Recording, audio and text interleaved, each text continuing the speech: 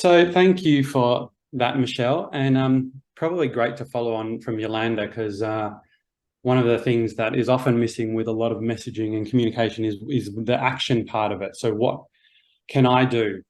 And I'd just like to also acknowledge the traditional owners of the land on where this research is taking place.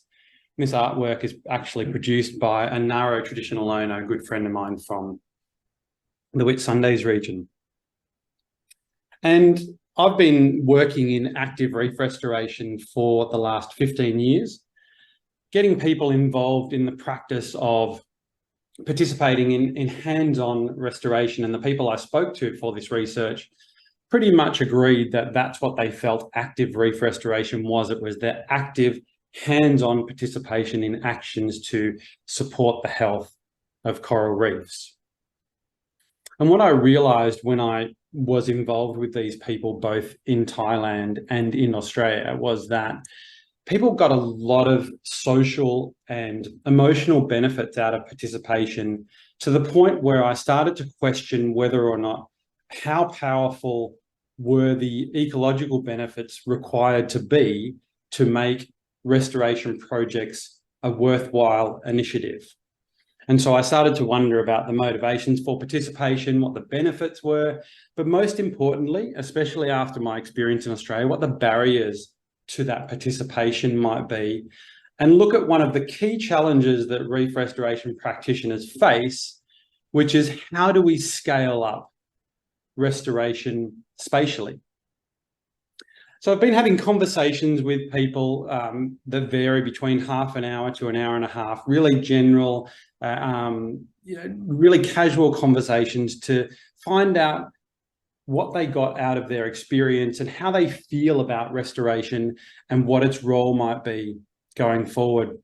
And I was looking essentially not at only the practices that they were undertaking, but also like what's the culture around active reef restoration and the Great Barrier Reef in general. And I came up with this really complicated diagram, which Gillian might see that I sort of borrowed her design from a similar presentation last year. And I thought there's no way I can describe that in the short time that I have. So I sort of simplified it a little bit. And I came up with this term that people are generally pessimistically optimistic about the future of the reef, but they are hopeful and they have a faith in humanity that we're going to be able to address climate change and implement interventions. And the role of restoration is definitely ecological, but there's also a really strong social element to active restoration that it performs. People felt that, so people who participated in active reef restoration found that it was, came from a position or a standpoint of conservation, but they felt that there was limited agency and power for their participation. Agencies, and it's been spoken about a lot during the day today, have said that we've talked about risk management and permissions, but even though the agencies talked a big deal about being risk averse and having these safe to fail attitudes, the reality in practice is that's not always the case.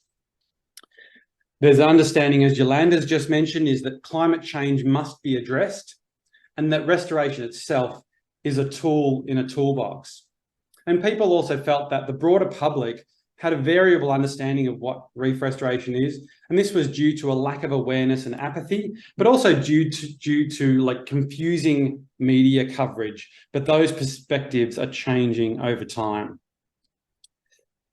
But when we talked about the practices and the things that people did in the field, participating in active reef restoration provided embodied cognitive and emotional outcomes that were really powerful, and they ranked quite highly in the reasons or the benefits that people got out of it. And so addressing these elements of projects is going to be something really important if we want to enable people to participate in the future. It's interesting because almost everybody I spoke to believed that anybody could participate in hands-on active restoration. You know, there are a number of barriers identified across the course of my conversations, and essentially overcoming these barriers is the key to mobilisation. Now, this is quite a long, complicated diagram, so I won't go through it, but it's a little bit of my preliminary pathway to enabling participation and scaling up. You know, so there's been a lot of conversations and presentations today about governance, requiring permits commensurate with activities. The practices that people undertook were generally simple in nature and didn't require a lot of, you know, technical or expert skills, especially if they were mentored or guided by experts in that field. So simplifying the process to enable project managers and people running these activities to be able to get a permit in the first place and then implement the activities, which leads to the accreditations. There seems to be a real dearth of, I guess, a willingness to accept any form of accreditation. The people implementing these projects are high-level marine scientists. There's a couple of marine conservation, restoration courses, you know, Cert 3s and 4s being run out of the Gold Coast, but nothing else. And even they're not really recognised as suitable for the potential to implement projects as a project leader from doing that training. And so requiring accreditation commensurate with tasks, and I guess AIMS is probably addressing that the best at the moment with their micro accreditations for capacity building, especially in the traditional owner space. You know, reducing the above legislative and accreditation requirements will obviously reduce the financial costs, but also enabling commercialisation. Very touchy topic, I know, and I won't go on into that too much detail, but, you know, pay for use opportunities which exist in many other countries around the world. I already spoke about educational pathways and micro accreditations and encouraging local participation.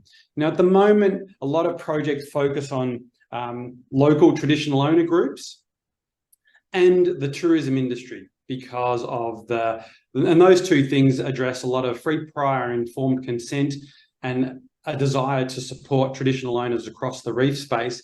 But they also look at the practicalities of access, which is what the tourism industry provides. So it's a logical approach, but encouraging local community participation. So this is school children and retirees and other members of the community who are really keen to get involved. But as Yolanda mentioned in the previous presentation, they get to the end of a presentation about how the reef's in trouble and don't know what they can do to help. And recycling and continuing to not buy reusable cups for their coffee, and that just doesn't seem to be as effective as hands-on participation in something as tangible and embodied as being out on the reef, seeing it and experiencing it. And then if you look at, you know, the mental health challenges, especially through something like COVID, you know, recognizing the positive benefits of participation in something like this and the potential health and well-being aspects of supporting these types of projects. You know, we could delve into each one of those areas. One and a half minute left, Nathan. Thanks. And yeah, so I'm sort of just in the halfway point of this study, but, you know, these are some of the preliminary findings. You know, so I guess the take-home message so far is that people want to contribute and feel that they are doing some level of good, no matter how big or small it can be. And so I guess finding pathways to enabling greater participation will likely support multiple ecological and social values and potentially address that issue I spoke about that restoration across the globe is facing. That challenge is, how do we scale up to, you know, significant spatial scales? And with that, I will finish up and just thank my supervisory team of Professor Stewart Lockie, who I believe is in the room there, and Maxine and Ian. Thanks, everybody.